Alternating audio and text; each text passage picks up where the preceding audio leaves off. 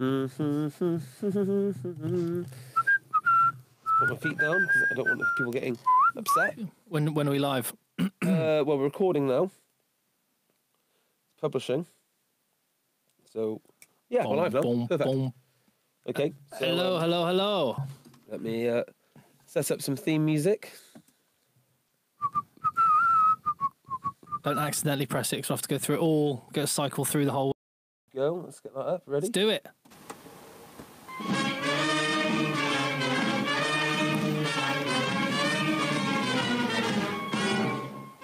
Hello, Egg Chasers. This is the Egg Chasers Rugby Podcast, the podcast about rugby that doesn't take itself or the game too seriously. In the Rugby Dungeon to dissect the final weekend of the Six Nations as Wales are crowned Grand Slam champions. And, well, the three of us are here. The man with all the answers, JB. Hello, Timothy. The man with all the stats, Phil. Hello, Timothy. And I'm the man with no questions. I'm Tim. Ever. No questions ever. And we'll get to that. How are you doing? Where did you watch the rugby, Phil, this weekend? I was at home. Me and young Thomas in his England kit. Lovely. Both of us in our England kits, watching three very interesting games each. Yeah. He saw the rugby, but more kind of staring at me when I was getting more animated and then less animated. And then more animated again. And then the day. Where did you watch it, Tim? Well, I expect we both had the invite extended from JB to watch games with him. I'm really glad I didn't take him up on that offer. Well, I'm relieved. I saw one of our friends who did take him up on the offer this morning, who got in at 5 a.m. Did he? Where did they go? Was in a very bad way. Wow. Oh, I wish I stayed with them though. I actually took myself home relatively early. I got very drunk, got a tram home. On the way home, I ordered the pizza on Just Eat or whatever the service is. Completely forgot. Woke up this morning to go get some breakfast. Pizza on the doorstep. So heated it up. Perfect. Nice. That would have been like when you accidentally put on France to lose the Six Nations had they have lost the Six Nations. They can't even lose properly. Accidental winning. I know. I'm a bit disappointed with the poor quality of foxes in Chorlton in South Manchester. Yeah, that is poor. Scavenging urban foxes. Maybe they're so plentiful, the people. They just, no, I don't fancy that. No. Pineapple, nah. Hummus. Oh, they only eat hummus. Quinoa and hummus pizza. Yeah. Right, we are at Rugby Podcast on Twitter. We're currently streaming this on YouTube, so go and subscribe and watch there. And you know where to find us and all the rest of it. So, yes, on this podcast, we're going to be talking about Six Nations rugby. I think we'll have more of a newsy focused short podcast, which also looks ahead to next weekend's domestic rugby, which all kicks. The weeks of significant rugby just keep on coming, but it's interesting you said how animated you were getting during this weekend, because there was a point of this weekend where I thought, this is just rubbish. Really? Yeah. What was that? Well, but bearing in mind the Super... Think back to that incredible one where we had 20 minutes between Wales. Amazing. And that was incredible. And then think back 2 years before that when we had the most ridiculous day of rugby where there were tries all over the shop. Where everyone had to outscore everyone else as the day went on. Yeah. It was good for different reasons, I think. Oh, no, it was. But there was a point at which it was like, all right, well, Wales are clearly winning this. It's not even a contest. That means the rest of this game's kind of really mean anything. And the England-Scotland game doesn't totally mean anything.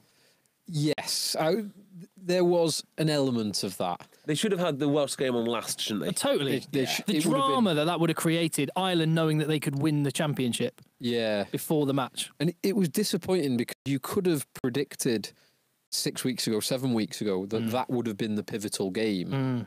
You would have thought that at least one team going into that was going for a Grand Slam.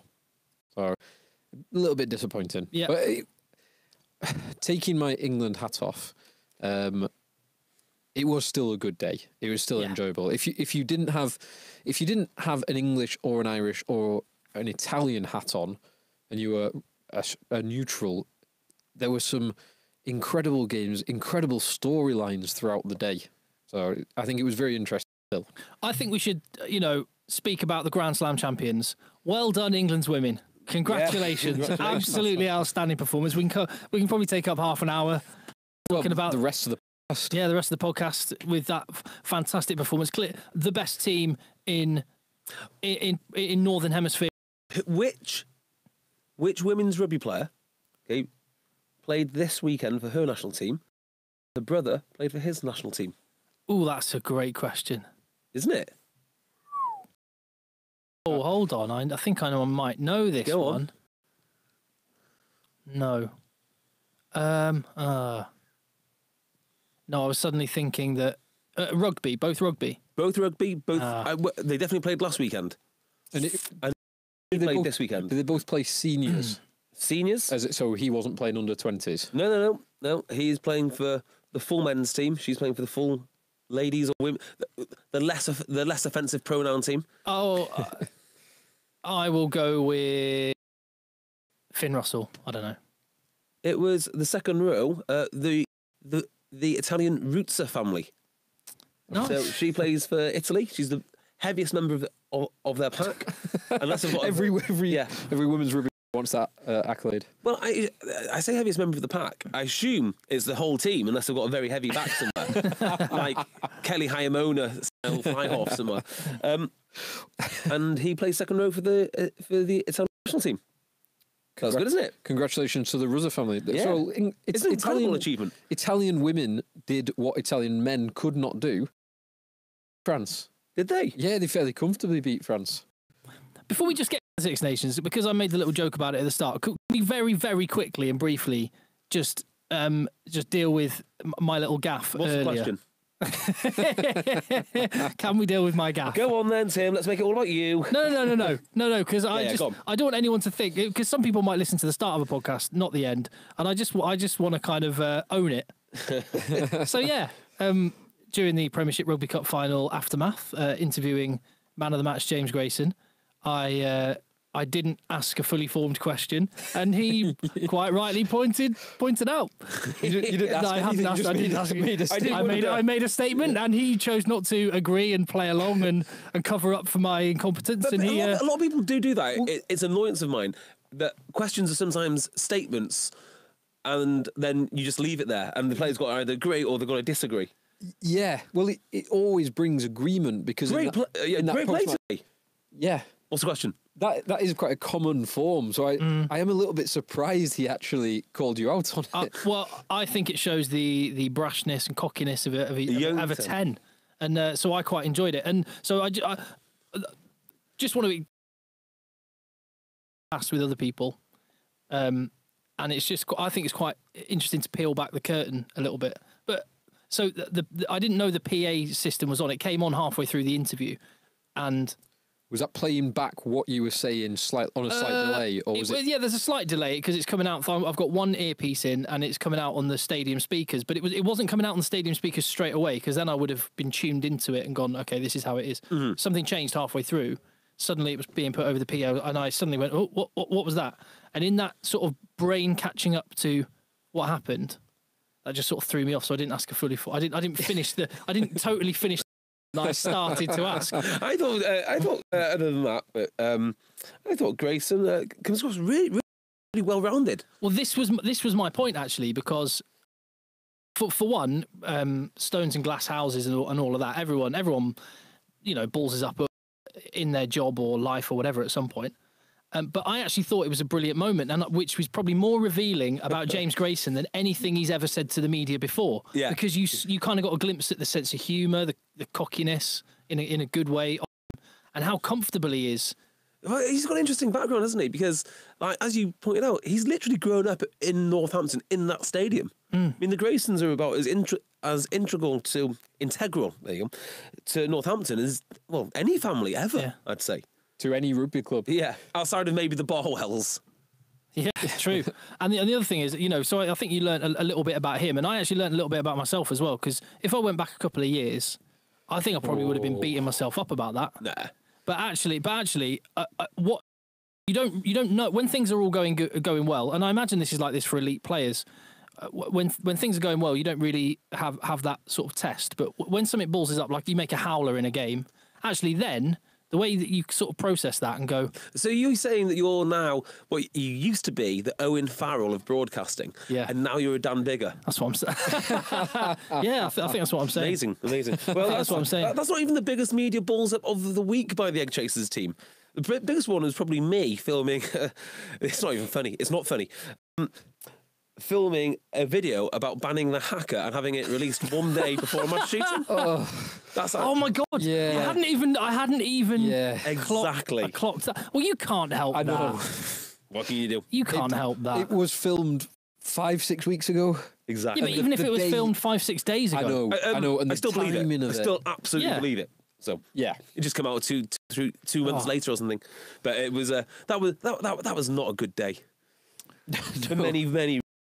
Were you getting more messages than your Dan Bigger video? No, people still found Dan Bigger more we've had a offensive. very good. oh, sorry. I'll tell you what. Before we get into the Six Nations, JB, can you just get the Curb Your Enthusiasm music ready? Yes, I can. Are you ready with it?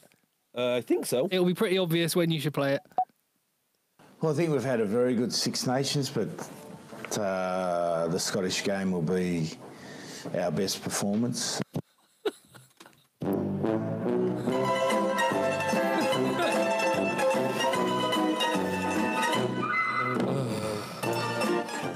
Firstly, he wasn't totally wrong, was he? No, he wasn't. He got something reasonably right.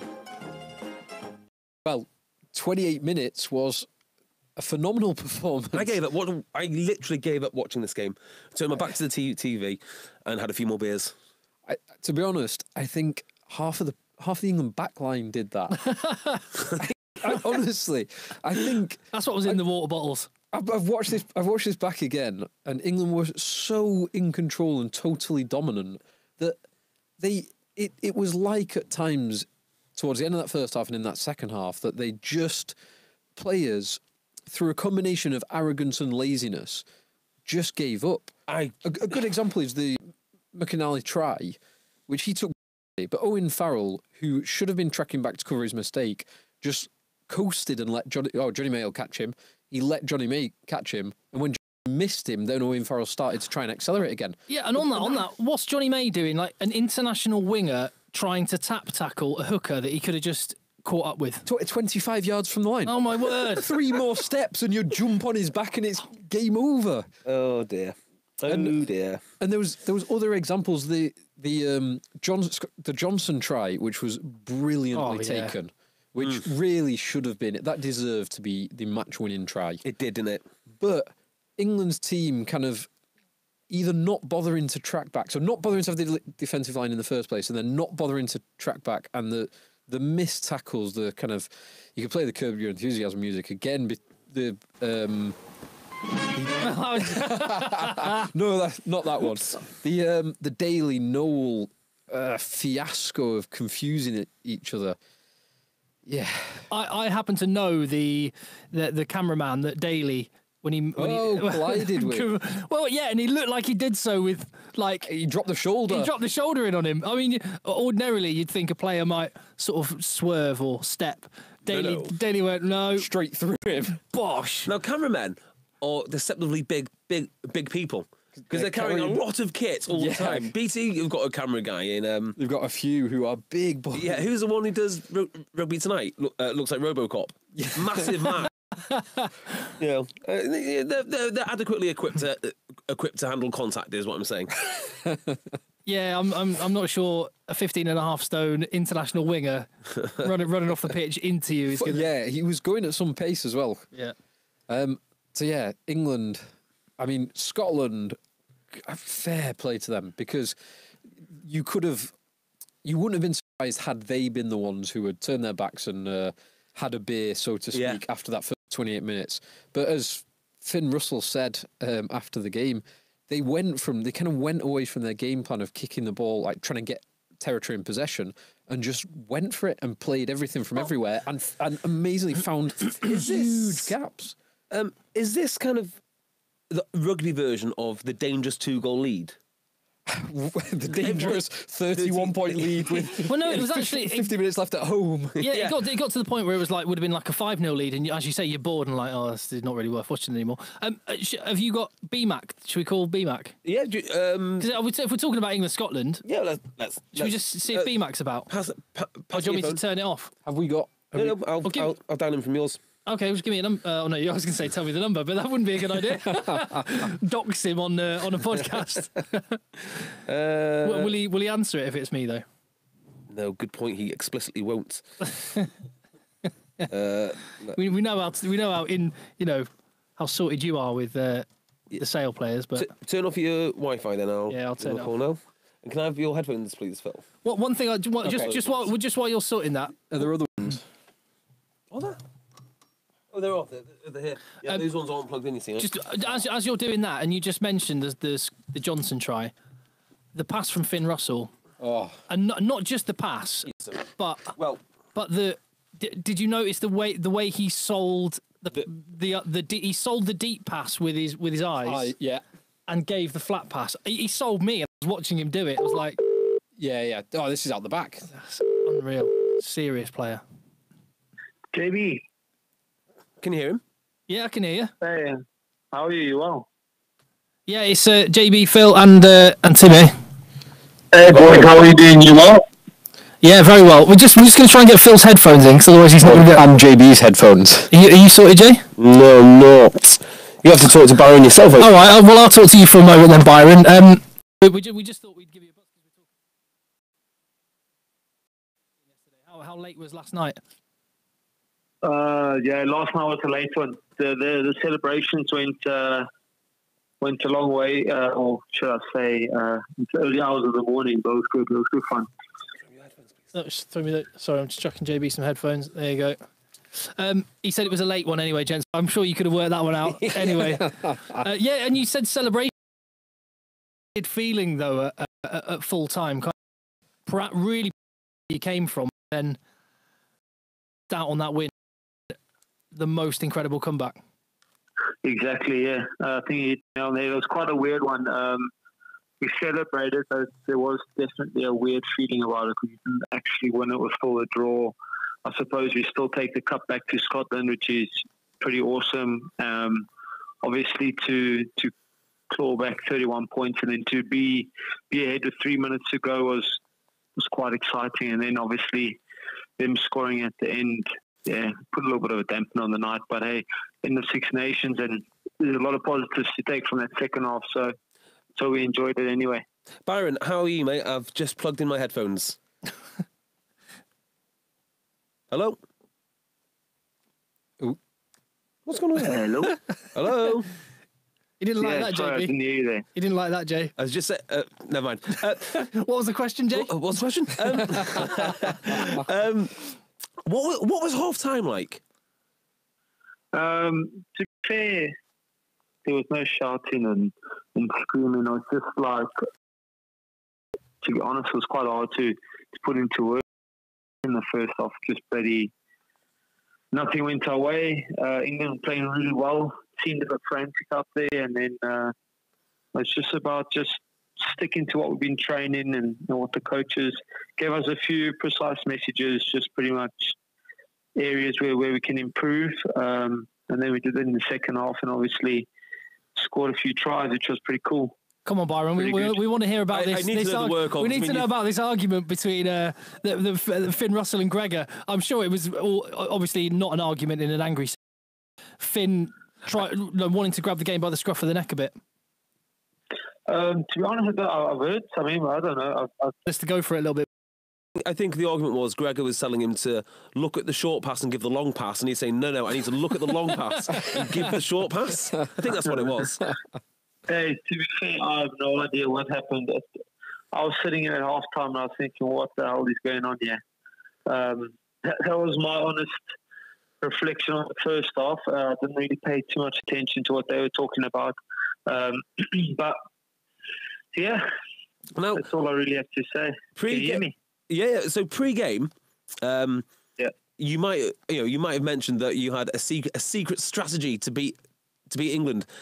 which you drew. Good, good work. Can you reveal that now? It's not so much a secret strategy. It's just there's no secret that England kicked the most in the Six Nations. So we identified that, and we thought, look, in the first 20 minutes, we'll take the game to them, and we'll enter a kicking battle with them. And it didn't work out too well. They just scored 2 really quick tries. Yeah.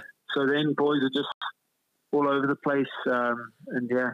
We really needed half time, put it that way. No, just to try and get our heads straight. Just going back to Finn Russell, what's he like to train with? Is he that good, just day to day?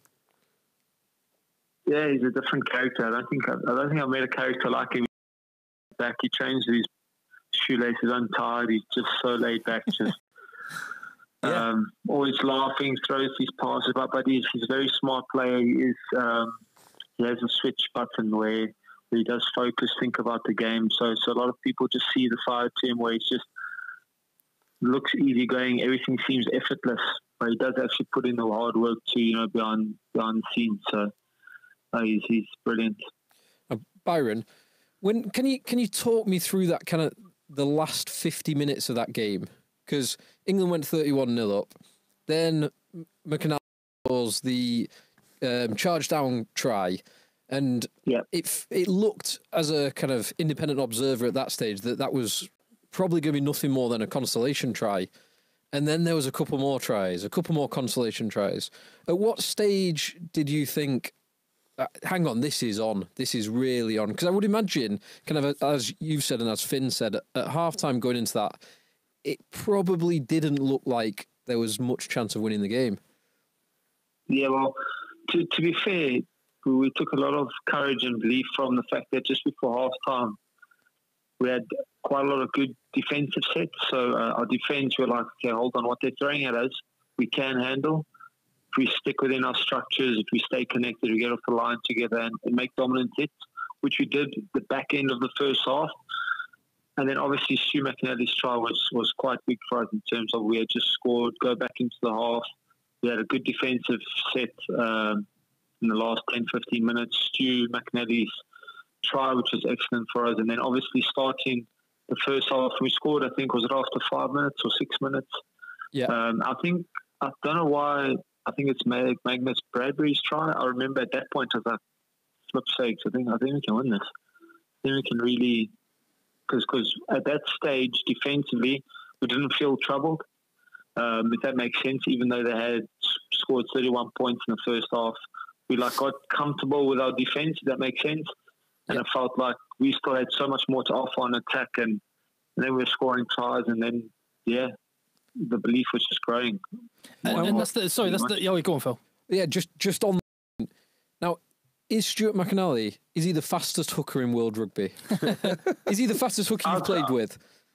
I'll tell you what. No, Rob Webber is. We got all the speed times today. He's quite a good speed, to be fair. But I reckon it's definitely got to be between him and Dan Coles. Yeah. What? Yeah, Coles. Dan Coles quite quick too, isn't he? Yeah.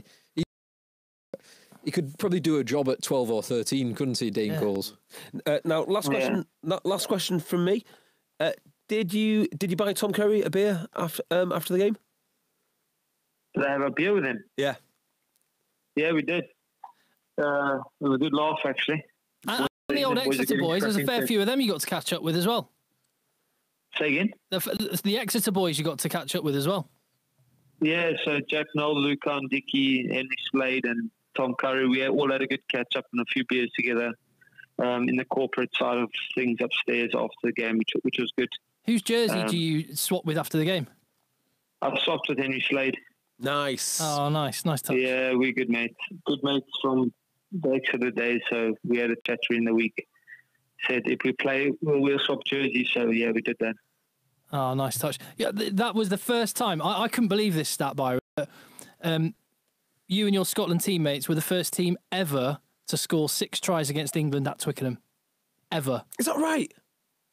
Ever. That's amazing. It's a bloody loose game. I've still not watched it back. I'm still busy just sitting on the couch and thinking, what happened? Do you watch games back? Because like Johnny Wilkinson apparently has never watched the 2003 World Cup final because he wants the memories in his own head. He doesn't want them to be polluted by the TV. But you must go back and watch it to, well, I suppose, to dissect it as much as anything. Yeah, I haven't watched the games back, but I don't know. I think I'll watch it at some stage. Although I've just been tagged in something on Twitter, all the player ratings, I got a 6. What rubbish! To be fair, I didn't have too much ball in hand to attack, so they told me I was a bit like a pedestrian yesterday on attack. Mate, well, yeah, as you know, well, hold on, I'm just thinking he was on your wing. Yeah, there wasn't a. Jack Noel was on my opposite. Yeah, and he after 25 minutes, he did nothing. Well, he did nothing unless he went inside to get the ball. He didn't get anything on his wing. Thanks, you make me feel better already. Thanks, guys. Well, Byron, it was great. It was great. It was absolutely brilliant to see you back in that blue jersey again. Thank you, bro. I really appreciate it. It was lovely being out there. And when's the next episode of the MMA pod out? Say again? The MMA pod. Yes. Oh, no, I've been off that for a while, obviously, because I was in camp, but some big upsets this weekend. Yeah, Darren Till, eh? Darren Till and Leon Edwards. I didn't foresee that. Did you see what happened with Masvidal and Edwards? No, I've only seen the highlights of the Till fight. Ooh, you want to see what happened backstage? Oh, really? Interesting drama, yeah. Big drama. Well, anyway, Byron, it's a cracking to talk to you, mate. Yeah, thank you very much for the call. Welcome anytime. Look after yourself, gentlemen. Take it easy, Byron. Cheers, Byron. See you, mate. Cheers. Bye. What a great lad. Right. One of my favourites. I'll make a statement. You can discuss. Okay. I'll try and form it into a question. Do your best, Tim. I know you're not good at that. Everybody's been so overreactive to one bad half of rugby for England. I think they've been underreactive. Right, so on the sense that on the strength of that England game yesterday, everyone said Eddie Jones is useless, Owen Farrell needs to be dropped, Joe Cocker-Singer should have been in, No. England are rubbish, they're never going to win a World Cup. And I actually go, it was a really bad half where they totally switched off. They were also, that was the best any team played. It was awful, but before that, it was the best any team in the Six Nations has played. Phil? I am with you to a point. So I think that is a phenomenal example of two completely different performances within one game. It is probably the best 28 minutes of rugby that anyone played in the Six Nations, and it is probably the worst 50 minutes if you exclude the last two after 80. Do you think it's better than the Ireland performance? I thought that was a genuinely great performance. I thought that was one of the best performances in maybe 3 or 4. It was 4 tries in that first 28 minutes. It was so dominant. Now, the Ireland performance as a whole to the 28 minutes. Now, so that bit is definitely true. And the problem that I have with England is since downfall 2018 and the last Six Nations, a lot of England's games have been magnificent, incredible highs and these terrible, like, as an England fan, like, painful lows.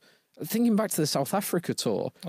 So the South Africa tour, the first two games, England started like an absolute house on fire and played some brilliant rugby. And then for whatever reason, like a house on fire. Yeah, they finished like a house on fire finishes. Like when the fire brigade hasn't got there and it's just some smouldering ash. That was exactly how they finished. But it's not. They are not the only games they've played like this. The New Zealand game, the first half an hour they played against New Zealand was absolutely spectacular.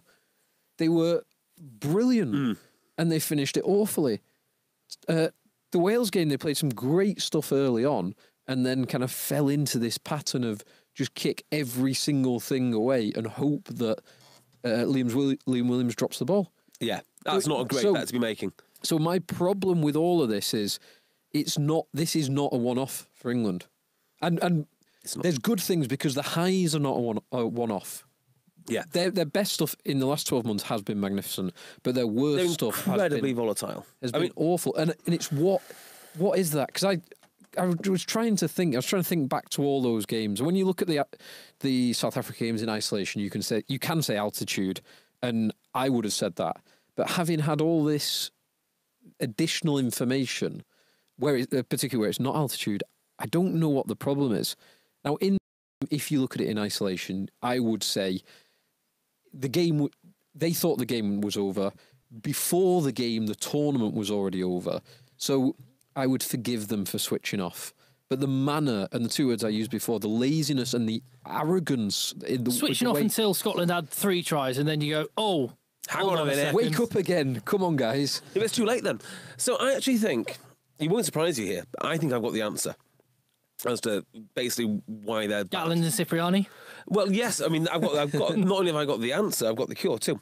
Well, yeah. So if you're saying Gatland and Cipriani, so what? No. I didn't say that. No. But, okay, so that would be an answer to the question. Oh, that would be the solution. Yeah. So what is going wrong? I've got it. I think I've got it. Which is England are a collection of outstanding players. If you don't think England are a good team, well, you're just wrong. England are a brilliant team. They've got some great players. They've got best player pool in the world, blah, blah, blah, blah, blah, blah. They've got great players, yes. Are they a great team? Two different things. Yes. So the way I describe them is hard to play against, because they are. I mean, they probably gave Wales the biggest test of the Six Nations, probably. So hard to play against, yes. Very easy to prepare for. In Eddie Jones's mind, he has a way of playing, and if the player, it's not because his way of playing is wrong, it's because his players are mentally weak, or he needs a bigger ball carrier, or there's something wrong with the players not fitting into his system. I've spoken about that multiple times. But because of this lack of flexibility, which I've shown, when they get it right and they overpower teams, they are dominant because they are literally the best in the world at the things that they do. But the problem is those things can be easily countered. And that's why you're seeing they lose leads. They lost to Wales, who just had all they needed was a DVD player. Well, okay, we'll just go around the fringes of the ruck then, because we'll negate that. We will negate the line speed. England, with the tiniest bit of variation, would be the best team on the planet. But they're not, and that's Eddie Jones's fault. And that's why you've got this horrible volatility when they can be amazing and potentially beat the All Blacks, but they'll also lose to anyone who's done any amount of research. Are you going back to saying they're only playing one way? They're only playing plan A? Effectively. I mean, change what of is personnel. Because what is that plan A? Because I've probably seen 3 different plans in this Six Nations alone. So defensively, you basically know it's they're absolutely dominant in midfield, or at least they were. And I say dominant, I mean dominant with their collisions. That's what they're looking. That's what they're looking to do. Incredibly hard working. You do not want to run at England off the first receiver. You will get absolutely annihilated. But you can go around them. You can go very, very narrow. That seems to work relatively well. That's not a game plan. No, but it's a defensive structure, right? Well, they kick more. That's not a game. So talk to me about the game plan. No, hang on. No, you're wrong there. Because if I know the defensive structure, I can then make a game plan to go against that defensive structure. So defensive structure is absolutely a game plan. No, okay. Go on. So talk to me about their one way of playing. Well, defensively, I've just done it. Okay. And I just feel going forward, they sort of run out of steam. It's such hard work which have got to put in. And I think that it's the hard work element. It's volume of carries. It's big ball carriers. It's rather blunt. And then when they run out of steam, they run out of steam, and that's why they give up these leads. So is that running out of steam? Is that just due to carrying? I think it's the all-round work rate which they have to put in. So did they run out of steam after 28 minutes when they weren't doing heavy carrying? They weren't going for your game plan that you suggested a few weeks ago. It's the overall effort. It's the tackles made. It's the constant getting to the feet. After 28 minutes? It's everything. After 28 minutes? Hardly making a tackle against Scotland after 28 minutes and they ran out of steam? Well, I mean, that could be down to complacency. But then that period lasted then until 80 minutes. That is true, but not for running out of steam.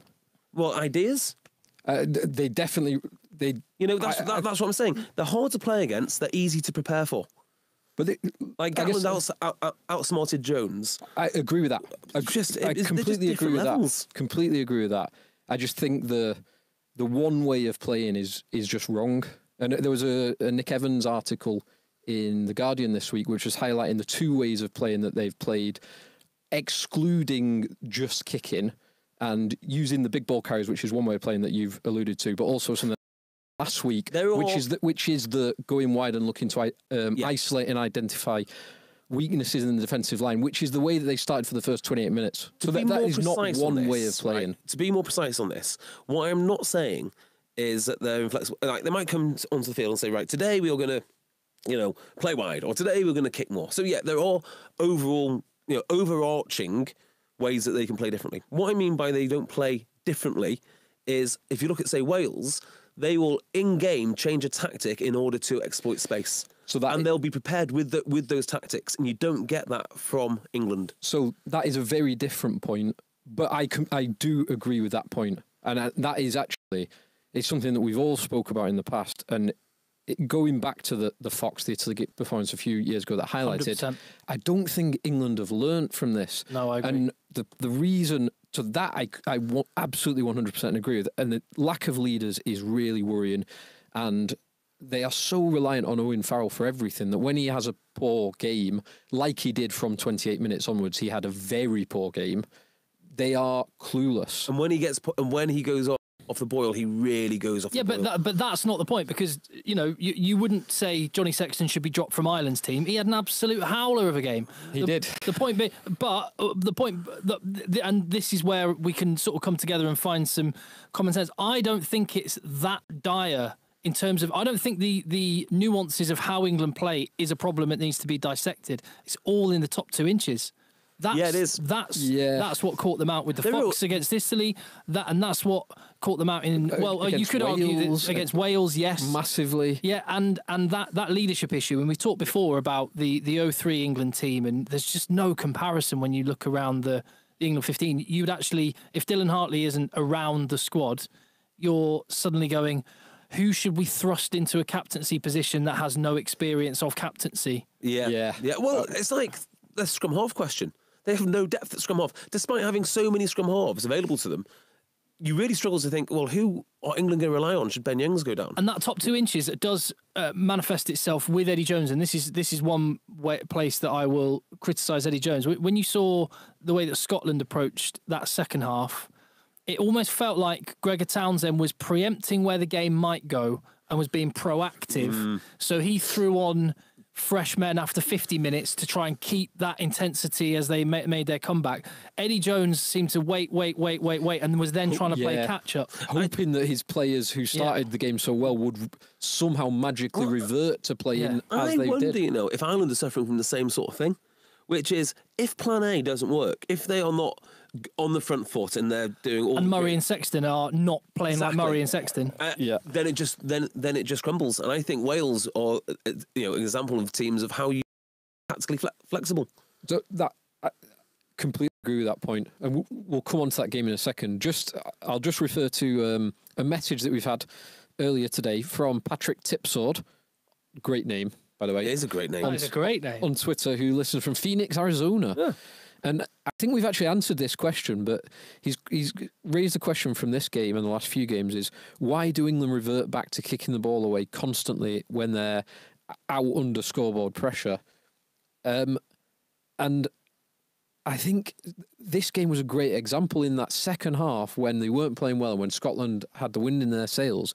England seemed to, instead of reacting to what was in front of them and what the landscape around them, they just kind of reverted to that type. There was no leadership from Farrell, who did have a bad game in that last 50 minutes, and Ben Youngs and he just both kicked the game, poor kick chase, same as Wales, territory possession, and the Wales game is a great example. And I don't think that's a reason to say Farrell should be dropped. Just like I don't think it's a reason to say I don't know exactly how you solve it, but those lessons can be learned. I think I'd win more games with England than Eddie Jones. Genuinely. Do you think Eddie Jones would win more games with Tok H than you have? Nope. Do you think he wouldn't get them promoted? No, I doubt it. We've lost 4 games this year by an aggregate of 9 points. Question: do you think you could have, in 2 years or 3 years, got a Japanese team to beat South Africa? I would have employed Eddie Jones. So yes. Well, do you know what? The Japanese one is so interesting, and I wonder if there's some learning to be done here. But it's widely recognised that Japanese players would never like to work under Eddie Jones ever again. They're very grateful for what he did, but he had those boys pretty much as a full-time team for 6 months before the World Cup. And the way he brutalised them was, it's pretty epic if you read any of the accounts. I just wonder if that approach, well, it's fine for the Japanese when you've got the players all the time. I just wonder if that approach doesn't really work with English professionals. There you go. On to the Grand Slam winning game. Unless you guys want anything else. Just a couple of quick points. Having said in previous weeks, like I was totally wrong. We were totally wrong. Hands up. Elliot Daly's a bona fide superstar international fullback. He was dreadful defensively. He's so good going forward. But the whole team. It's weird. It's bizarre. It's bizarre. But I can't put my finger on it. No, I can't put my finger on it. But but for that reason, I think it's solvable. Because it isn't like you're not going, they don't have the talent, they can't play well, they can't score tries, they can't be defensively sound. They can. They can do all of that. A switch can be flicked. I don't know how it happens. Who knows if Eddie Jones is the right man to bring it out of them, but it can. I'm hopeful. I think, actually, despite what we saw, of all the Six Nations teams, I am most... this is gonna come back. Right, clip. Just make a note of the time and date that I said this. I'm most confident that England have what it takes to potentially win a World Cup out of all the Six Nations teams. Potentially they could. For the positives that they bring, are devastating when they work.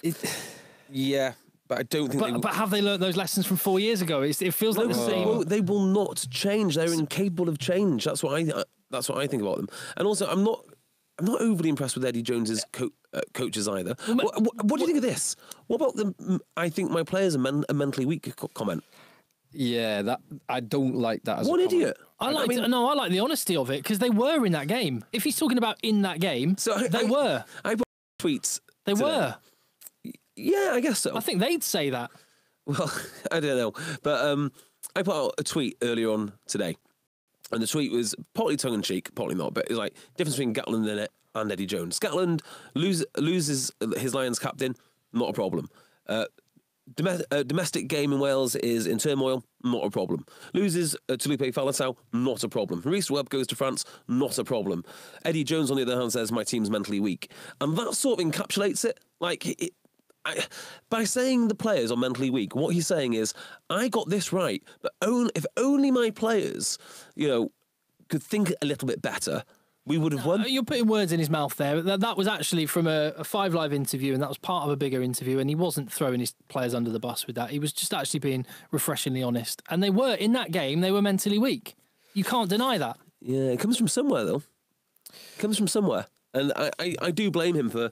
I think it's... I hate to say this. I think it's a cultural thing. You love culture. I love culture. You love blaming culture. I think the fact that winning and losing. The fact that 2015 was very, very similar. I don't know. Is there something bigger? Like, again, maybe we'll look after this year's World Cup and really bird's eye view it and say, is it something about the English... The structure. Game, be it structure, be it club game. Question, isn't it? I don't know, because... We had this chat before the podcast.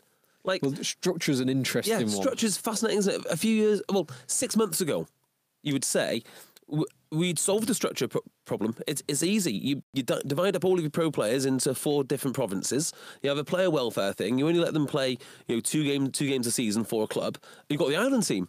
Well, we fast forward now. Ireland looked completely inept this weekend. Yeah, well, but I guess what I mean is that but maybe the English, maybe this ties into that whole, and this is a conversation for another time, but maybe it ties into that whole relegation conversation where you actually say, does the nature of the Premiership having relegation means that players play in a certain, teams play in a certain way, and it's very structured and rigid and they'd rather get a clearly South big African men and kicking and clearly what they get need to do foreigners in is they need to scrap they need to tell every player in England that their contract is renegotiation, and all the clubs might merge and then cancel the merge the day after. So Northampton and Leicester are going to merge. That's right. Saracens and Harlequins. Can you imagine that, by the way? Wow. Yeah. So we're going to do a southwest of Exeter, Bath, Bristol, and Gloucester. Perfect. And then cancel it all. Yeah. And then they would win. So, yeah. Anyway, Wales. Yes. Wales. And obviously, not to overshadow, I hope there was enough light being shone on Scotland's contribution to I think so. an amazing game. It was amazing. It was a phenomenal performance. And Finn Russell, who he didn't play particularly well last week. He didn't play very well for the first 20 minutes this week. He was unbelievable. Yeah. It shows why, because he is one of the best paid players in the world at Racing Metro. He's filled the shoes of Patrick Lambie, Johan Usen, and Dan Carter. And then some, probably. By taking that role. So I don't know how much is on. It'll be a lot of money. It is fully justified when he puts in his performances Wikipedia page said after the game, Finn Russell is a Scottish Rugby Union player, standoff, plays club rugby for Racing 92, also acted as Scotland head coach at half-time in the England and Scotland Six Nations game. And I've learned my lesson about writing tweets before full-time as well. He's amazing. Isn't he? Did you write it? I wrote one of those tweets. My tweet this time was William Wallace, Taggart, Ewan McGregor, Calvin Harris, Carol Smiley, Rod Stewart, Duncan Bannatyne, The Proclaimers, Jeanette Cranky, Susan Boyle, Dominic Diamond, Darius from Pop Idol, Cornell Dupria, WP Nell, Gary Graham. Your boys took a hell of a beating. Cornell Dupria. Never did send it. You actually, in fair and independent broadcasting, you should have written one for England on the 82nd minute when they were losing at home. No, I was too upset by then. Amazing. Right, Grand Slam winners. Well done, Wales. So I'm going to tell you Wales. exactly why one of the men coaching is the best coach probably we've seen coach in the UK, but only after Tim tells you about the top I'm wearing. Well, I'll tell you about two things. Firstly, I'll tell you to go and get a razor from Cornerstone. They are fantastic. We have more amazing compliments this week to our Twitter page at Rugby Podcast for people that we've introduced to Cornerstone. They are a mail order razor company. They were there before all of these other pretenders. They're the ones that give you a weighty aluminium shaft engraved with your initials, which you can get for free with an order of 6 precision engineered Cornerstone razors in a presentation box delivered to your door for just £4. It's a no-brainer. Give it a go. You'll love it. cornerstone.co.uk/eggchasers. That's cornerstone.co.uk/eggchasers or Egg10 at checkout. And whilst you're in a mood where you want to treat yourself to something, why not go to our Egg Chasers Club shop? And you could purchase yourself a wonderful jersey. So we've got Club Shop. That's cool, isn't it? The one that JB is sporting right now on our YouTube channel. I am in the merino wool supporters top. Merino wool. That's the stuff that keeps you. That's exactly cool when it's hot and warm when it's cold. Yeah, incredible. And we've got this, and we've got the playing top. So the playing top suitable for rugby. Phil, if you look like Phil, you can wear you can wear the match. If you look like me, you probably want the merino wool one. So that is what's the website for that? Shops.com/eggchasers. AkumaShops.com/eggchasers. And other product lines to be added soon. But well, there is also options for your better half as well. A couple of Mother's Day next weekend. And, all mothers want to dress like podcasters. That's a fact, I think. Well, you can share your love of rugby with them. What's the start? Is there women's jerseys as well? There is. There's Great. There's two women's jerseys. A semi-fit, as it's called, or pro-fit type jersey, and the subliminated, the supporters jersey, shall we call it? Yes. Well, one thing you could do is perhaps buy them. Like I reckon, like there's nothing better than seeing your missus wearing one of your shirts. It's oversized.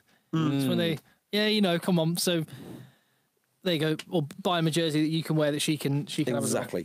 Exactly. Although these Egg Chasers jerseys are so valuable, I would not lend mine to anyone. So unlucky. Looks very good, Jay. It does look wonderful. So Grand Slam winners. Winners. I think is it safe to say we have got probably the best coaching talent the Northern Hemisphere has seen, maybe ever, in Warren Gatland though? So this is an interesting question. Because does 3 or 4 Grand Slams trump a World Cup? Well, yes. I mean, Sir Clive is up there for me, definitely. But Sir Clive's not got Heineken Cups.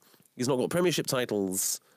You know, and the Lions tour took some gloss off what he did. I mean, you can never forget he won an amazing World Cup. Yeah. And the best thing about that World Cup is he was meant to do it. There's nothing better than when teams are meant to do it and they actually pull it off.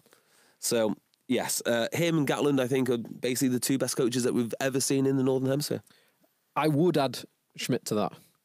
In the Northern Hemisphere. Yeah, maybe. So he's been at 6 years with Ireland, 3 tournaments. Yep. That's pretty good. So that's half of the tournaments he's won. Yes.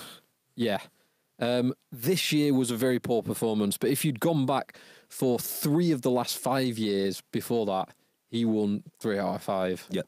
And before that, he was, if you're talking about Heineken Cups, he was winning Heineken Cups with Leinster.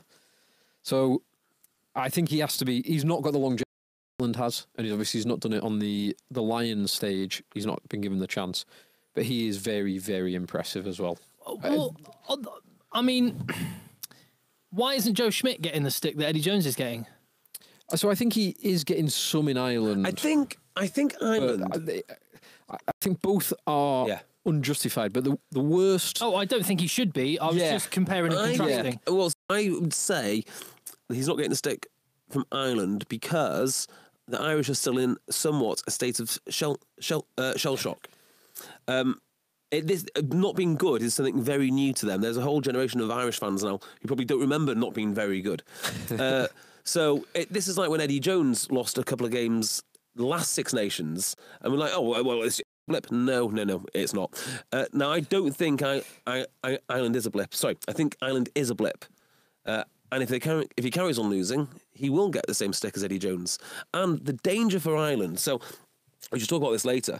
Now we've seen these teams in the flesh, in battle, who actually is best equipped for a World Cup going forward. And the worry for Ireland is there's video now. There's really good ways to beat Ireland, and teams can watch it. So they're probably in a worse position than they were at the start of Six Nations. Although you chuck in it, well, it's the same with any team, but you change the world's best fly half for the world's best fly half playing like an average fly half or a fly half in the game against Wales. Well, just do what Wales do and pick a poor fly half. You take you take the best, or if not, like maybe with Aaron Smith a year ago, vying to be the best scrum half in the world, and exchange them for a very average looking scrum half and put them in an international arena against a good team. It changes the dynamic. And I think Colm Grimes, we have got some good listeners that listen to our podcast. He's tweeted to our Rugby Podcast and said, over 140 rucks per game, offloads not permitted, 4,000 K of intensity, 100% accuracy and no penalties, Ireland's game plan, unstoppable when it can be done, impossible to maintain. Exactly right. I mean, that's exactly how I would sort of think about England's game plan. And very, very difficult to maintain in the wet for Ireland. Yeah, God, I wasn't sure whether I was watching Grand Slam or Grand Designs. I've never heard so much chat about a roof. Well,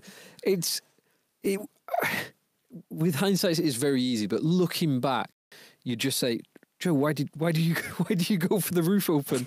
Why play that game plan with the roof open?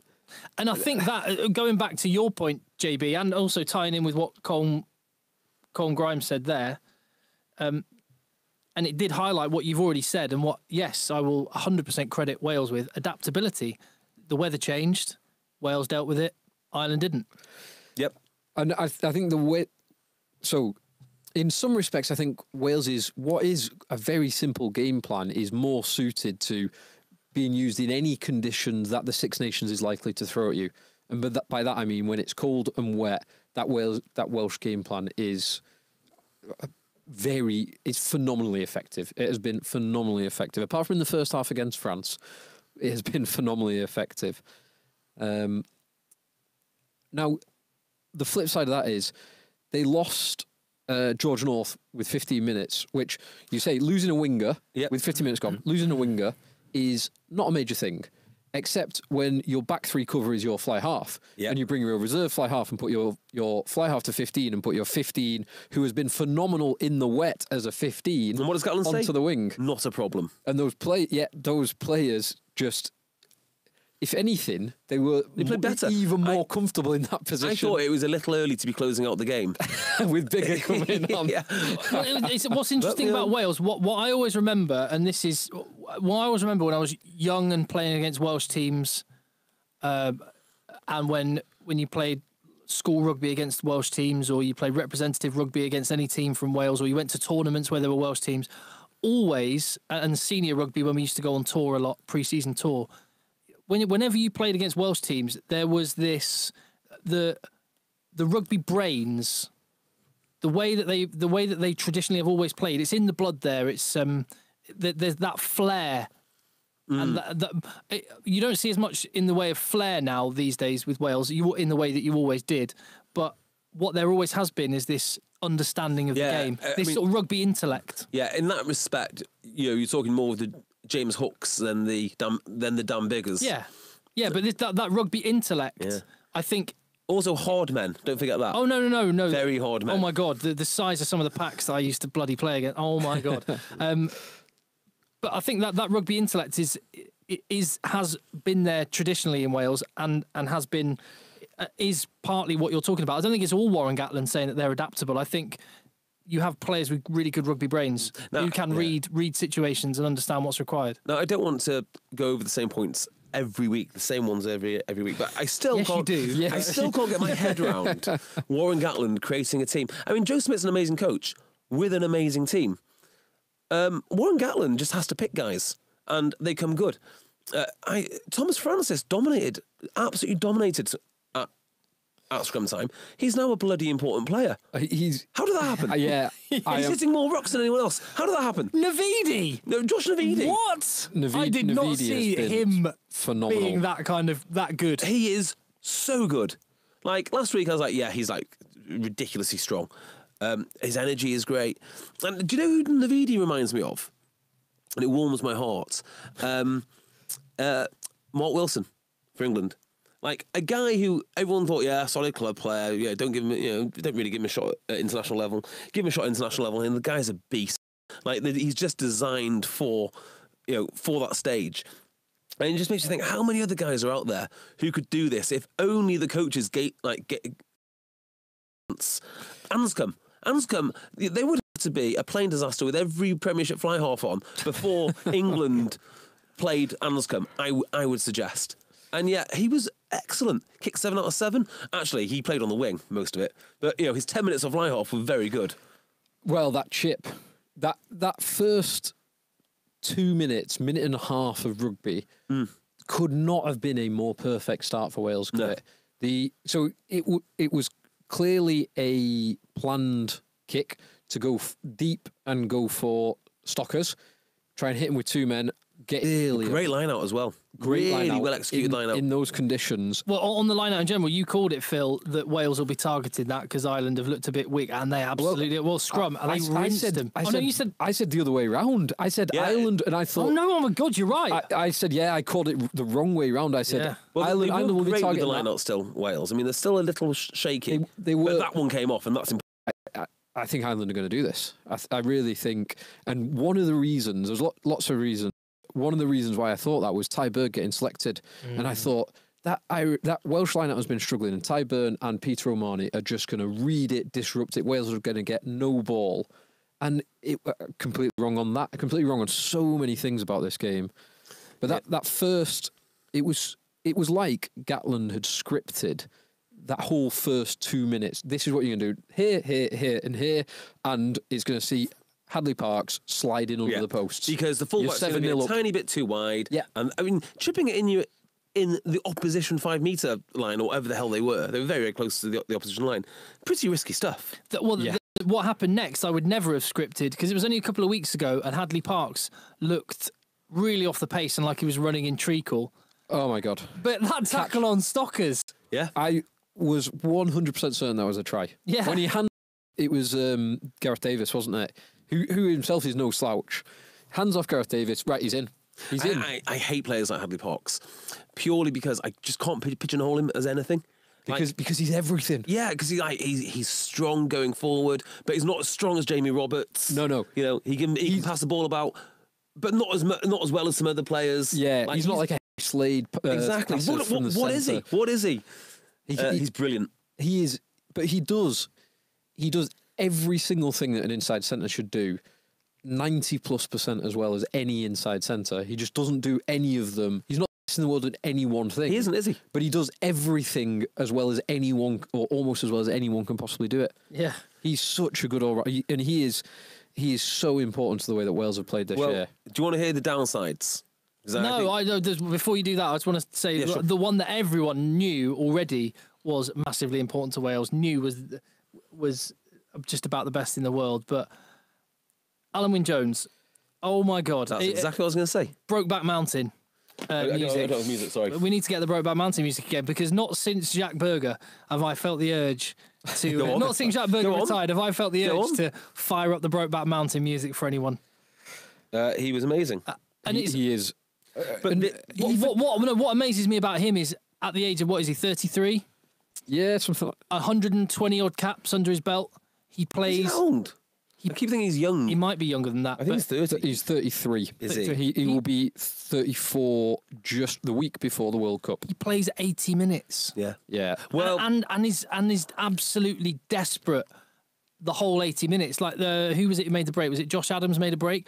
Alan Wynne-Jones was like on his shoulder, busting a gut, coughing up a lung just to keep up with him. And he got injured too. He got injured and they strapped him up. I know. I was worried, and then he made an incredible carry about 10 minutes after that.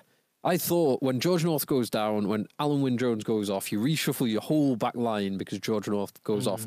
I thought this is not looking good. Even though Wales was 7-0 up at that stage, I thought Ireland are going to come back into this. Ireland are just too good and they've got in these conditions. Faletau, potentially Reece Webb, Reece Patchell to come back in the squad, Aaron Shingler, Lee Halfpenny. Yeah. They've got options. It's I saw today, and I don't think he knew what he was talking about, but I'll give him the benefit of the doubt and say he does.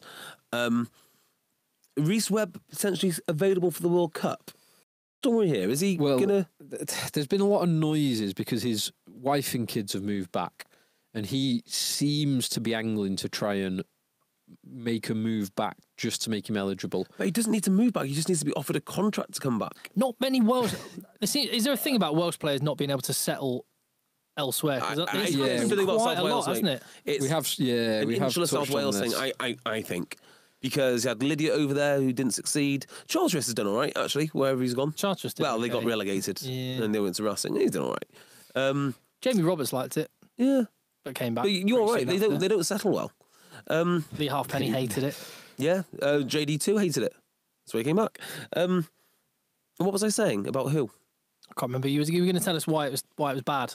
Oh, yeah. What the bad news is. Well, the bad news is, Alan Wynne-Jones is the bad news, effectively. What if he's not available for a semi-final or a final or a quarter-final? Just slot in the next guy. Who would have said Adam Beard? Adam Beard, monster of a man. Because he looks like a dweeb when you just see a headshot. Yeah. He's absolutely enormous. Do you know who he reminds me of? Luke Charteris. Well, he's got bigger rump than Charteris, but the way he swims through the rucks and was disrupting Ireland's ruck. Ireland's maul, Ireland's driving maul is so well organised and so well disciplined normally, and he just kind of barges through the middle and just wraps everyone up.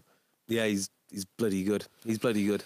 But, it does worry me that they are very reliant on Alan Wynne-Jones, if not actually for what he does, just for the leadership and the mentality. Which is interesting to me because I remember 2 or 3 years ago when Warburton, surprise, surprise, was injured for a Six Nations, and Alan Wynne-Jones was captain. There was a game against Scotland where I think up in Murrayfield, and Scotland beat Wales with Alan Wynne-Jones as captain, and he was. I did not that game. I thought he will never be captain material, which is weird to say about Alan Wynne-Jones. But he was like meek and mild-mannered, didn't know how to speak to the referee properly, and just looked completely out of place in that role. But since he has stepped up properly to the full-time role, he's been phenomenal. You would, if it was battles were done like they were, hundreds of thousands of years ago, and he was fronting a Celtic tribe, and each tribe put their best man forward. You just look at him and go, yeah, see it. Well, he's like one of the special. We'll do one. Take our women, pillage our homes. I'm off. Well, he's like one of the. He's like one of the special characters out of Game of Thrones he's inexplicably strong, great at fighting with swords, that kind of thing. Yeah, he's amazing. Josh Navidi's also amazing. I just want to go back to Josh Navidi. Josh Navidi, phenomenal. I just love how strong he is. This game, so I watched this game slightly one-eyed. Hoping Ireland would win. Massively hoping Ireland would win. Yeah, obviously. And I was getting a little bit frustrated. I don't know if you two were similar. Jay, you probably weren't. But I was getting a bit frustrated when I was wearing my Ireland hat. At some of the referee just said. My goodness! I thought some of them more atrocious. Some of Angus Gardner, our friend. I know our World mate Referee of the Year last year. Our mate Angus. I don't like criticising referees in general. I would say sealing off. I don't think was a good call. Don't think the. I'd say the England-Scotland game. But I mean, both sides did it. But both defensive lines were miles offside the whole game. Yeah, but he did call. And if the referee lets you get away with it, of course you get away with it. Yeah. But he did ping Ireland for offside. Yeah, no. I was talking about England, Scotland, but then Angus Gardner in this game. Well, a couple of things. The thing that cheesed me off the most that he didn't get a grip on, and Wales, fair play, did it brilliantly. They chewed the hell out of that clock, and oh my god, they bought a load of reset scrums because they knew they were chewing the clock down. Smart, aren't they? Very smart. So smart. It wouldn't have mattered because I'd have been applauding England players for doing it. So if I was Welsh, I'd have loved it. Absolutely. And the referee didn't stop it. There was a few things. It was so.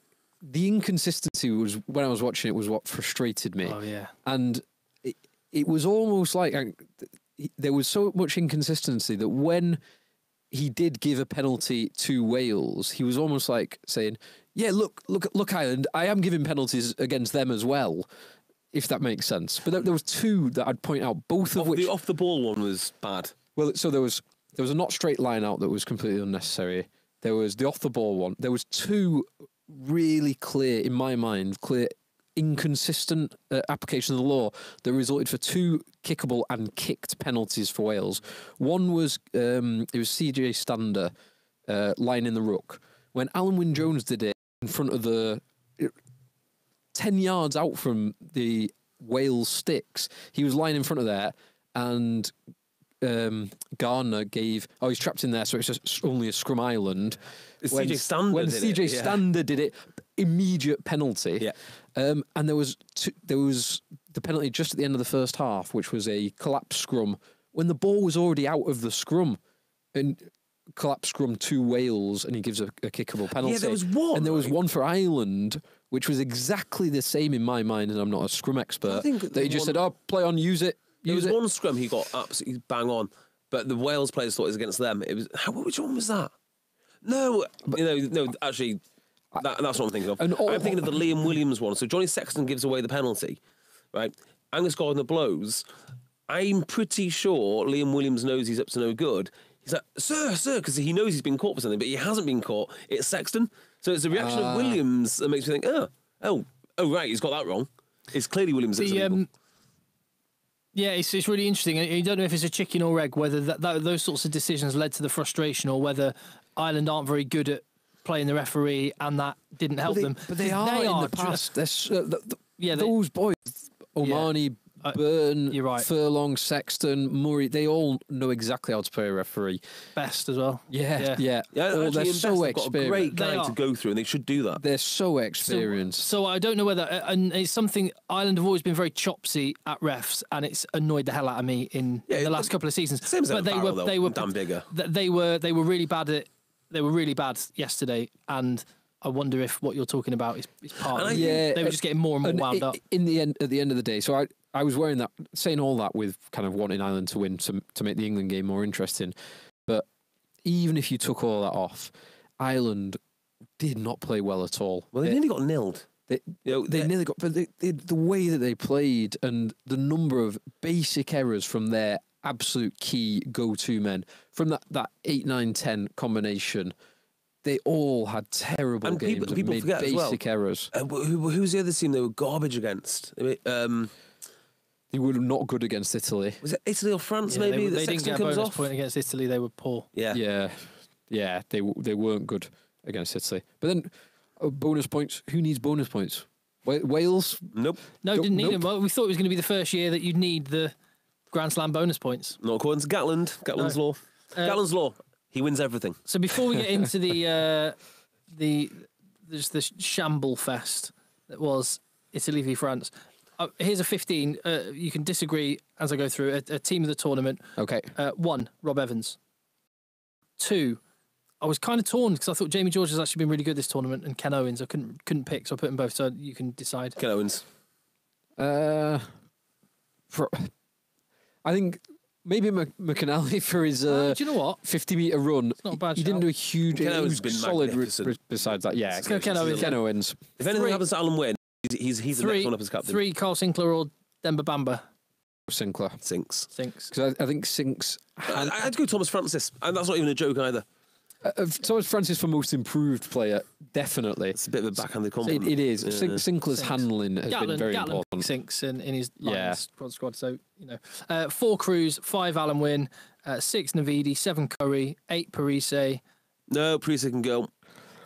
I thought he's been great. So we'll come on to this because I think this is a good example of when you say England have got the best players, but they've not the best team. Mm-hmm. Parise is a good example of that. Parise was magnificent, but he contributed to Italy losing. Man of the match, despite contributing to it, despite him being a key component in Italy not winning. Interesting. Okay, so we can discuss that one in a second. 9 DuPont, 10 Russell, 11 May. I couldn't decide 12. It was like I couldn't. There wasn't a standout character because Because Hadley Parks. Well, no. In a couple of the games, he was really, really bad in at least one game. But no, Hadley Parks. Give it Hadley Parks and JD, and Penot and Williams. Yep. Penot definitely. Yeah. Penot is ace. I love Penot. Penot's brilliant. I would just go back and say honourable mention for Gareth Davis, who I just think is so good now. Yeah, and he comes in for so much stick, but the energy he brings, and he looks great. Honourable mention for Slade as well. Yeah. Yeah, but not he hasn't hit the heights of that first game. Well, no, that's not right. He played great against France. And he played brilliantly for 28 minutes against Scotland, as everyone did. That offload out the back of the hand. Beautiful, isn't it? So good. That was so cheeky. Yeah. I've got another question for you. Just give me the winners and losers from this. Who do you think, which teams have come out of this in credit? Which teams are best set up for the World Cup? Because it's clear for me, there's one team that's a huge winner, and the others not so much. Well, what worries me is that England could well play Wales in a quarter-final, and if they play against any good team in a World Cup and switch off for 15 minutes even, they're done, aren't they? They're done. Yeah, and that's what worries me, and that was the case in 2015, and it's still the case today. Nothing will be as glorious as watching England go on in the group stages at home in the home World Cup. Nothing. We back ourselves at home. Yeah. Oh my God. Yeah. But I think actually probably most. I don't want to say this in a patronising way, but one of the teams that's benefited most from this tournament, and they finished 5th, is actually Scotland, because they've been forced into getting guys who wouldn't have played time and experience of big games, Scotland's a good and one. they have eventually come good. 100%. And go back 2 years, and Gatland did it more by choice as well as being forced into it. But that's exactly what Gatland did. Yep. And still doing it now. Still doing it now. But that's what Gatland did. And I think you're right. It will serve Scotland well. They won one game and came 5th though. So yeah, you got to balance the two. Yes. So absolutely. Ireland, I've said before, there's game tape on how to beat them now. They will not be happy about this, and they will get beat more because of that.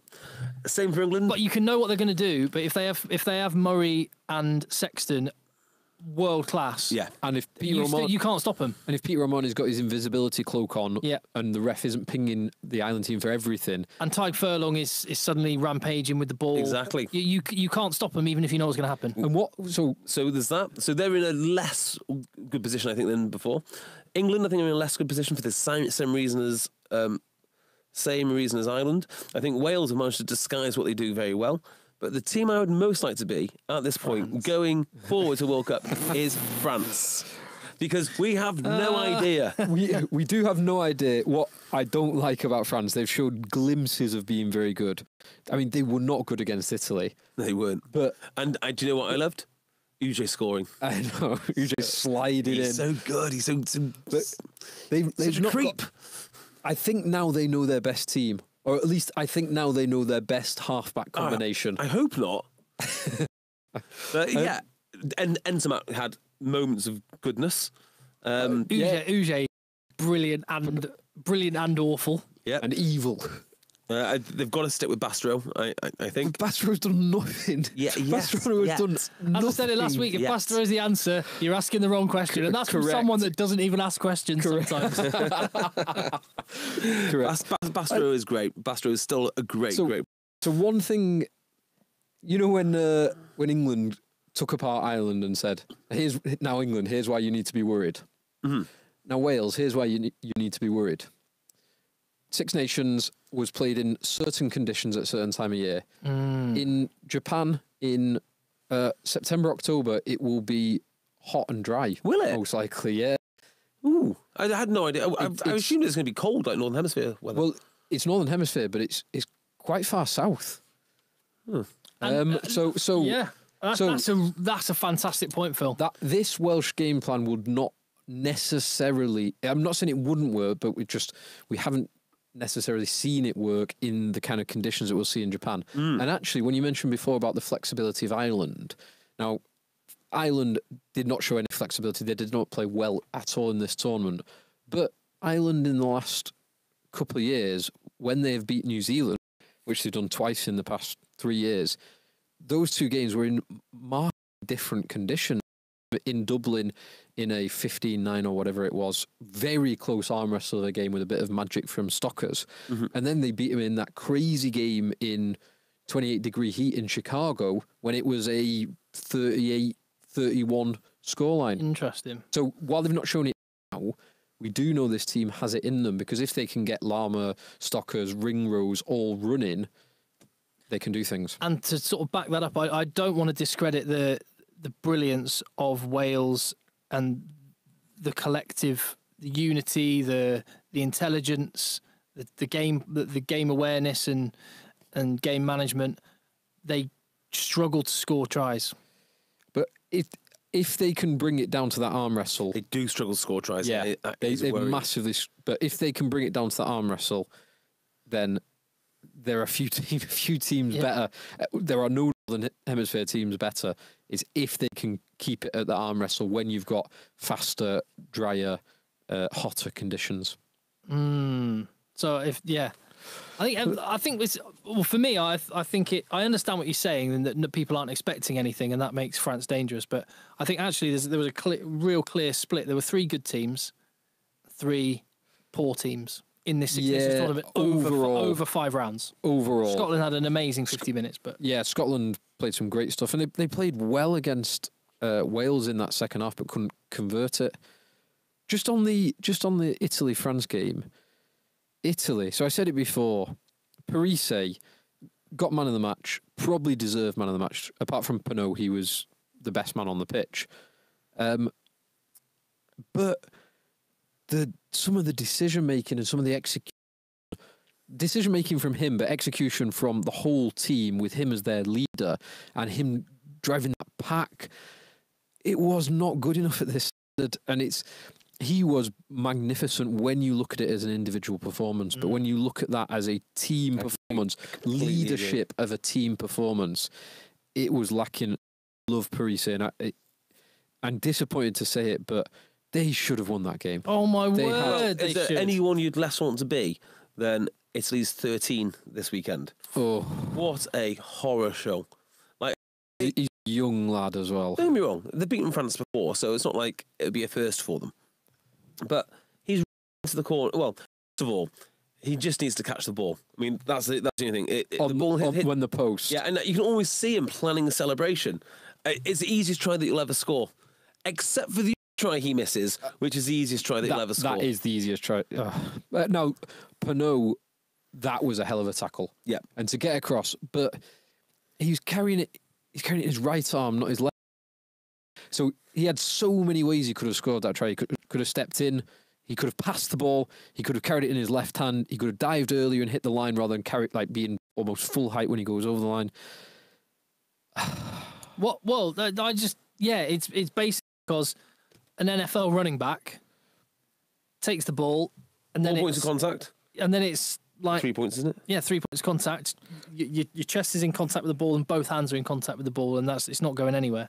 But kids are taught if you're going in at the corner, if you're with a player coming like that. Oh yeah, change hands. Left hand, and then you've got the option of a fend. But even if you don't have a fend, the ball is as far away as it possibly can be from the defender.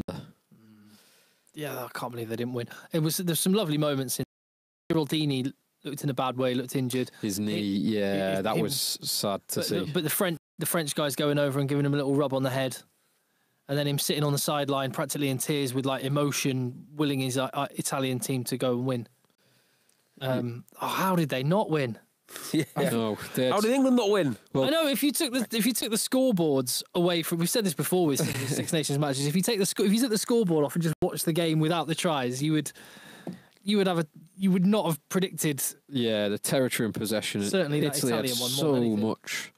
So much great territory and great possession inside France's 22, and just couldn't get over the line. I mean, they got over the line several times, in fact. Just only scored one of them from Tito Tibaldi. I mean, he himself got over the line at least a couple of times.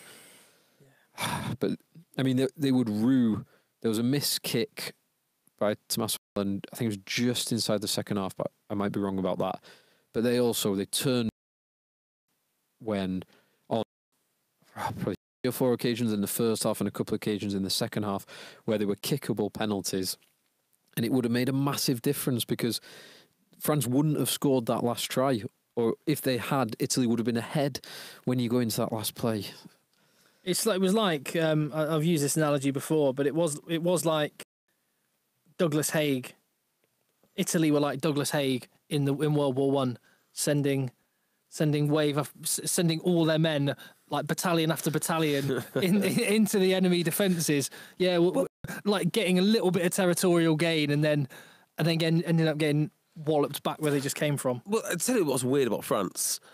Like, so when South Africa was struggling, they called it Brendan Venter. They said, we need some exits. So Brendan Venter showed up and did some exits. Exits are important. They're fundamental. I've never seen a team literally have no idea of how to exit. Like, they're a remarkably good defensive team, which I know sounds bizarre for a team that's conceded so many points. But when you can't exit and all you're doing is defending in your own 22, they're really good at that. You better be good at it. Yeah. If you're just giving the ball back to the opposition. They just stand there getting hammered. Like, they got battered against Ireland. They couldn't exit, but they were defending that line bloody well until the last, about 30 minutes in. Meanwhile, Georgia won the Rugby Europe Championship. Okay. I'm glad you mentioned Grand Slam. Well, no. Let's save that for our other pod. We're not doing another pod, are we? Yeah, just a quick one that's on all the rugby news of the week because there's some interesting stories that are flying around. This is just a purely Six Nations one. So I'll make a statement and see whether you agree or disagree. This Six Nations was far worse quality than last year. Disagree. Different. It was definitely different. I'm being a little bit, hyping it up a little bit just to make the point. I think it was a bit worse quality than last year, but it was a little bit more boring, mainly because the defences were on top, and the attacks weren't as good as they have been. Well, I would say before the Six Nations, we were hyping it up as the best Six Nations ever because the quality of the 3 teams that we've mentioned, and Scotland and France, if they can just get their act together. Now, we fast forward, and I wonder if maybe it's not as exciting as because we were actually right, and all these teams took each other to pieces. Well, we went into the last day 3 teams that could have won the tournament. Exactly. So that, I'm not sure it's the most unlikely Grand Slam, but it's a pretty unlikely. I don't think this is as good a Wales team as the previous ones that have won it. Well, we said that this was a great schedule for Wales to win a Grand Slam, England and Ireland at home. Yeah, it is, isn't it? So I was JB Cup winners. Yeah. I mean, what is the record JB Cup again? holders, sorry. 18. England and New Zealand. Both in the last few years. We need to know if these warm-up games count. I don't think they do. If they do, I mean, so the World Cup, the World Cup quarter-final could be that they're if they don't, let's assume they don't for a second. The World Cup quarter. I've got a feeling it's Australia, but that was last. Australia and Fiji, is it not? Yeah. 1-9. Oh no, Fiji! Oh no! You want Fiji early doors? Oh, I'm sure. Hopefully, World Rugby have organised it so Fiji's schedule isn't like a game every 5 days. Australia, Wales, Georgia, Fiji, and America's 2 on this one, which must be Canada. Canada or no, because Canada were the repechage winners. So is it Uruguay? Why is this all America's 2? Uruguay, yes. Right. Wow. Wales could. I mean, it's a hard group. That it's not as hard as England's group. Please read it to me. I'll tell you. I would take Wales beating the world record and England winning the World Cup. So, I'll let you have that. So hang on. England have got France, Argentina. But then USA and Tonga. On current form, I'd rather that group. So you would rather have France play against France and Argentina than Australia, Georgia, Fiji? Yeah, I would actually. Maybe because France have been so inept, I would agree with you. But if they get it right, France just at for World that, Cup, they've just got for that one game, 2 or 3 finals. Yeah, and yeah. I mean, they're even bad in the last World Cup. They were record bad in the last World Cup when they got hammered by New Zealand, but they still made it out of the group stage. Did they? Didn't they? Did they play? I don't think they did. Well, going back to the England Scotland, what's the best rugby game you've ever seen? Best international rugby game you've ever seen? Because I was trying to think where that England Scotland game ranked. Just for the sake of fairness, the best rugby game I've seen, which is not in the AJ Bell, would be. They did make it out of the group stage because that New Zealand hammering 62-13 was the quarter final. Right. Probably Wales versus England, Grand Slam 2, where Mike Phillips scores in the corner and Eddie Butler goes wild. Probably that was the best game that I've seen. Or still the quarter final with New Zealand France, or semi final New Zealand France. Possibly the most excited I have ever got in a rugby game, including England winning the World Cup, is Japan beating South Africa. Yes, that is number one. I was still like an hour after the game. I was still like visibly shook. I was still like I couldn't calm down, couldn't sit down, couldn't talk properly. We had an amazing day out there. I was playing for Broughton Park, and we were playing in Carlisle. And because the Japanese were winning, there was an amazing sense of like rugby camaraderie between everyone. We were all rooting for this one team to beat the South Africans, and when they did, the place just erupted. It was brilliant. Yeah, that's the best rugby game I've seen. And I was saying the England-Scotland game is really franced for the England-Scotland comeback. Garbajosa, Bernard Salles, LeMaison, Dominici. Did Enzimak play? Yes, I think he may have. Yeah. Patrick Tobacco, did he Magnon? No, not Magnon. What's his name? Olivier... Mania. I'm not sure. Maybe a bit too early for him. Might have been. I think Palouse played. I think Peter... De Villiers might have played. Ibanez probably played. Yeah, I'd love to see that team. Anyway, that's probably a chat for another time. Yes. Than looking up old French teams. It's good though. Looking up... Oh, go on. Let's see how many... So... Okay, I'll go. So, yeah. De Villiers, tight head. Ibanez. Let's go backs first because they're easier. Garbajosa, Bernard Salles. Dominici 11. Bernard Salles, yeah, correct. Dominici 11, correct. Did I say have I said Garbajosa? Yes, 15. Hold on, so 99. So Castagnette wouldn't have been around. No, but LeMaison played at 10. LeMaison played at 10. The other guy, who am I missing? I'm missing a winger. 9. You're missing the 12 and 13 and the 9. That's Garbajosa. Garbajosa and Enzimak, yeah. 12. Enzimak played 12. Yeah, Stefan Glass. No. Richard. No. Dorte. Oh, we wouldn't have got that. Who was the 9? A winner of the World Rugby Player of the Year. One of the early Yes, really. winners. No, it was Galtier. Yeah. And then Patrick Tobacco? No. Mania. Palouse, as we said. Did we get that? Palouse, yeah. So right? Palouse is there. You've mentioned a couple of them. I've got no idea who De the Villiers, second one we was. said. De Villiers No. wasn't. Ibanez was hooker. So I don't recognise Frank Tonnerre? Tonnerre what as a tight player. head. And I'm kind of running out of players now. Go on. So you'll know. So you've said Olivier Magna.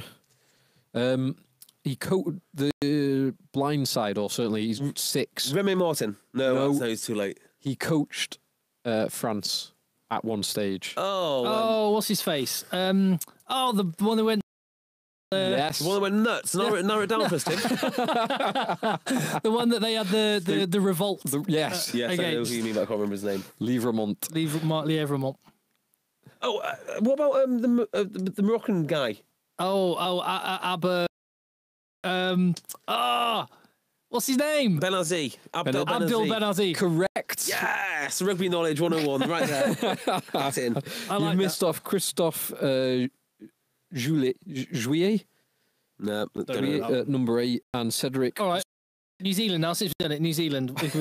99 New Zealand would have had Cullen, Lomu, and Marshall. Cullen was playing 13. Really? Yeah. Lomu's in there. And the other wing would have been Marshall was not in there. So Baron Kelleher would be the scrum half. Which... Yeah, well, it's listed as Jason Kelleher. Huh? That's wrong. But I assume it was Byron, unless he's... The other wing was Umaga. Umaga was on the wing. Yeah, because he played wing then. Wow, good knowledge.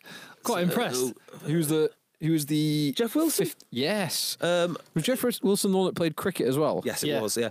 Is Peter Alatini the 12? Any chance? No. I don't know who the 12 would be then. Zinzan.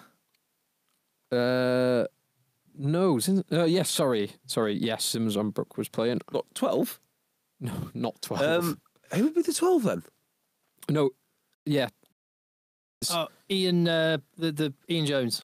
No. A guy called Alama.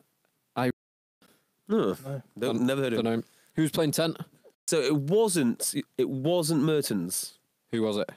It wasn't Mertens, which means it would be. No, Tony Brown is too late on, and he also had 2 caps, so it's definitely not him. Carlos Spencer. No. Oh, I don't know. Shall I put you out of your misery? Come on. It was. Yeah. Sorry. Back. Carl Huft. Anton Oliver. Anton Oliver. Craig Dowd. Oh, what a play! He's one of the great tight heads. Chris Jack. Oh no, I'm thinking of Olo Brown. Don't worry, I'm getting them confused. Norm Maxwell. Yeah. Zinzan Brook. Ruben Thorne. Zinzan Brook in the lock was lock. He's listed as lock. Cronfeld. Josh Cronfeld. Tane Randall. Do you remember when Leicester had about 17 open sides? Neil Back, Lewis Moody, Cronfeld, Serge Betson. Serge Betson didn't think it's Leicester. He went to Wasps. He went to Wasps, yes, of course. Tane Randall. Oh, that's yeah. Well, time won't remember that All Blacks team fondly because they lost. So there. I like that. Can we every week? Building up to the World Cup. Can we pick one World Cup match and just see how many players? Shout out names chaotically. I like it. Right, let's call this one a day. We will have another podcast briefly summarising the big news stories, looking ahead to a week of domestic rugby because the rugby keeps on coming 2 weeks away, and we've got quarterfinals of Europe as well. Brutal. It's good stuff. At Rugby Podcast, you can watch this again. Look at the wonderful Egg Chasers jersey that JB's sporting on the YouTube feed where you should subscribe as well. But just generally let the boys play. Let the boys play.